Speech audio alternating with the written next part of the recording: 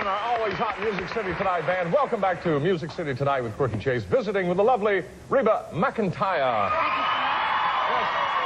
And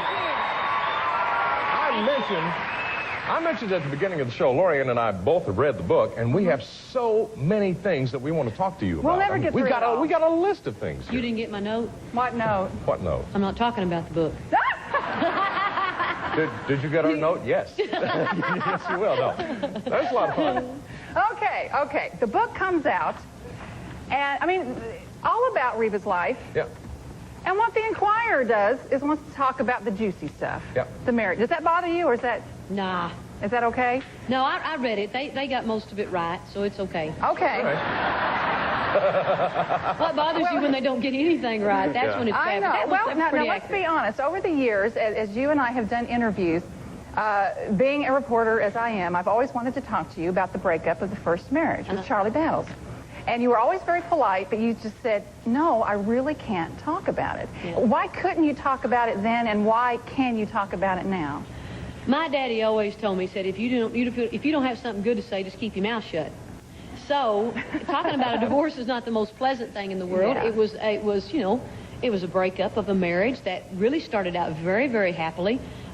Real good years between me and Charlie. Mm-hmm. We loved each other tremendously. But after a while, things started going downhill, and I made up my mind to change my life and to move away from Oklahoma and divorce Charlie. And it was just really hard to talk about, because I knew if I talked about it, it would hurt Charlie, and I never wanted to hurt Charlie at all. I did enough by divorcing him, so. Yeah. Well, was it because he was sort of trying to be dominant in your career and tell you exactly what to do? He didn't tell me exactly what to do, but he did make a few suggestions and approved a few dates that was a huge embarrassment to me. Mm-hmm. And that I wanted him kind of out of the music career and just basically be my husband. And then it just kept getting worse and worse. And I think what I told Ralph Emery earlier, I think it just basically, I chose my career over my marriage. Basically what it boiled down to. Mm-hmm. And I don't think I realized that until, you start talking about the book, you write the book, and you read it thousands of times, but, you still have revelations after trying to go deep down into your mind and figure out why you really did things. Yeah. I know that you invited, or your writer, Tom Carter, invited Charlie to tell his side of the marriage and the breakup, and he refused to do that. Does that hurt you that he wouldn't talk? Oh, no, that was Charlie's decision. It was fine with me. Okay. I just thought it was, fair to give him a chance. But he said no, so that's fine. Well, the good news is that you're happily married now to Narvel Blackstock, who's also involved in your career very heavily. Is he considered your manager and definitely. the overseer of everything that you do? Yes. He started out, I know, as one of your band members. He was my steel guitar player. Steel guitar player. And it was so funny because you wrote in the book that he thought you were what, a hick or something at first? Yeah. He said that. We weren't attracted to each other one bit, and it's really funny that we wound up together because I wouldn't have picked him and he wouldn't have picked me. He thought I was a very country bumpkin, and I thought he was a slick city kid, and it's just very strange that we did wind up together. Now, you in the book explain in your own words, which I think is a sweet way you do it, but try to summarize what was it that, what was the attraction for the two of you eventually? Well, basically, we were going toward the same goals. We were very adventuresome. We were very enthusiastic about the career and had great ideas. And I knew he had great ideas that would further my career. And I respected him highly from the very beginning for his great attitude, his ambitious nature. Mm-hmm. And every time he had a great idea, it made me look good on stage, so I went for that. Don't blame me. Now, Narvel is the kind of guy, he doesn't really like the spotlight a lot, and so we can understand that. But if we did get to interview him sometime, what would he say is the most difficult thing about working with you? Probably would be when to present the next workload to me.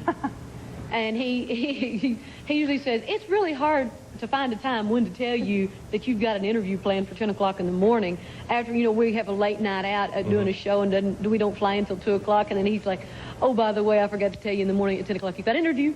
And I'm like, why didn't you tell me this yesterday when I was in a good mood and I wasn't tired? He agitates you a little bit, but on the other hand, he protects you somewhat. I like when some articles are written about you, regardless of what publication they're in, and they're a little, shall we say, critical. Mm-hmm. He wants you to see them, but he sort of softens the blow. He says, well, Reba, I don't know if you're going to like this or not. And he hands it to you, right? Yeah. He does that sort of thing? Yeah, he That's does. nice to have somebody look out for you like that. Narvel and I are a very good team.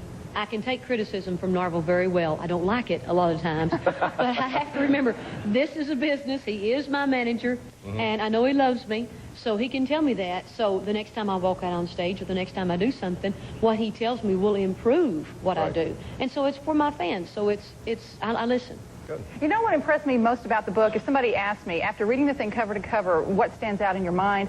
In my mind, it's the fact that you haven't always had it easy. Right now, I guess it's easy just to look at you and say, oh, you know, she's so perfect and the career is going so smoothly. You have been through hell sometimes. Yeah. Wouldn't you say? I'd say one of the worst times of my life was when I was lost up in the mountains in 8,000 acres in southeastern Oklahoma, and I didn't know which way home was. I didn't know where Daddy or Pake or Alice was. I didn't know where Grandpap was, and it's very lonesome up there by yourself just with a horse. Right. Well, I mean, let's tell the folks. I mean, you were raised, would you call it a ranch? Yes. That you were raised on? Yes. And you Hard actually worked like a guy would work, all the hard work. Pake, Alice, and Susie and I were the hired hands. and Grandpap. And we had one other gentleman, Louis Sandman, who helped us out when we were kids, and they were the babysitters practically, because once we got up in the mountains, somebody had to, doesn't it look like just like Shelby? Doesn't it? But this is little Reba. This is little Reba. And they started you early, didn't they, working on the farm? I mean, at this age. Look at that hairdo. Eat your heart out. They ask about you. Yeah. Oh, how cute. You know- What's the I know all kinds of ranching is hard work. What's the hardest thing you ever had to do, work-wise? The part I didn't like at all, and was, in the middle of the day, you're down at the corrals branding cattle. And one day, Daddy and I were down there together working cattle, and it was really hot. It was about 11 o'clock in the morning, and I was standing real close to the branding irons. And the heat from the branding irons and the fire was coming towards me. That's where the wind was blowing. And I was getting just real weak and real dizzy, and pretty soon I hit the ground. And when I woke up, Daddy was taking a drink of water out of the water jug, and he saw I was coming too. He said, "You want a drink?" And I had a heat stroke, and I passed out. And so not a word was said. He said, "You ready to get back to work?" I said, "Yes, sir." And we got right back to work. I mean, this That's a woman tough life, isn't worked. Is it true that you actually castrated bulls, too? That was part of your job? I held the tail. Okay, all right. That's all you need to do. All right.